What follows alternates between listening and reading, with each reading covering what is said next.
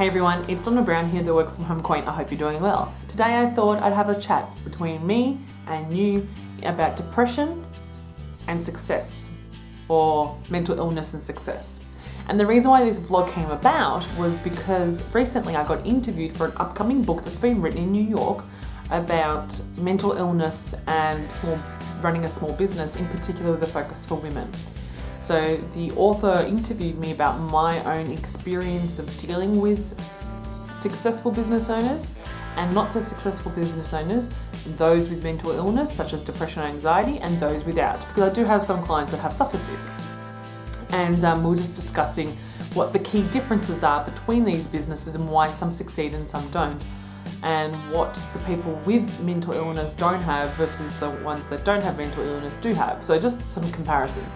And one of the things that I realized when I was having this interview is that those businesses in my circles that are very successful, have extensive support networks around them.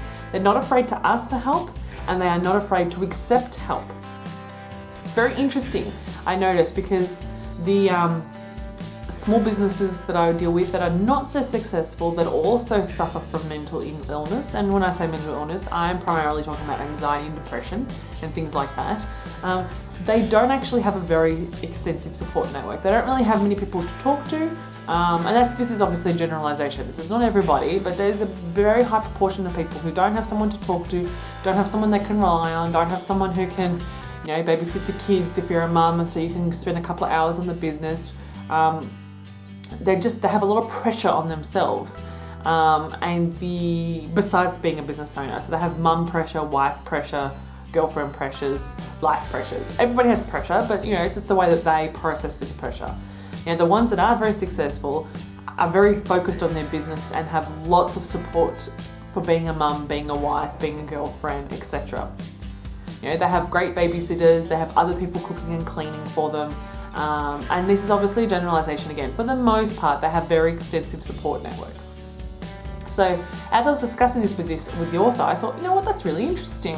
In the past, I didn't necessarily ask for a lot of help because I didn't really need it, or I didn't think I needed it. I was pretty good at doing things, but since having Heidi, obviously I have way less time, particularly because the child refuses to sleep during the day. Sleep's not bad at night, but not so much during the day. So I was at my parents' house the other day with my dad, who is retired, and he was holding her and looking after her for a little bit while I was having lunch. And I thought to myself, hang on a second, Donna, you just had this interview, you just got interviewed, and you just told the author that people who get lots of support are usually more successful. Why are you not getting and asking for and getting more help? Seriously, wake up. Hello.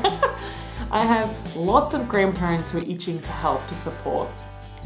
Why am I not utilizing their help? I don't know, because I never asked before, so it never occurred to me to ask now.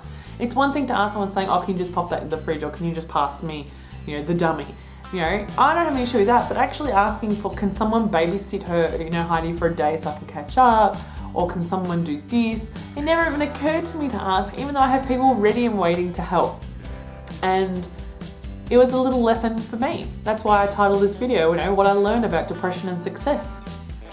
Why am I not asking for help? So after the end of that day, when I hung out with my dad, I actually said to my dad, you know what? I think I might come over 1 or 2 days a week, and you can look after her during the day, because she's not a problem. She's not, like screaming or anything to do that. She just wants entertainment. She just wants to be talked to, and I just can't do it if I'm trying to record these videos and do lots of other things. So at the moment, she's actually asleep.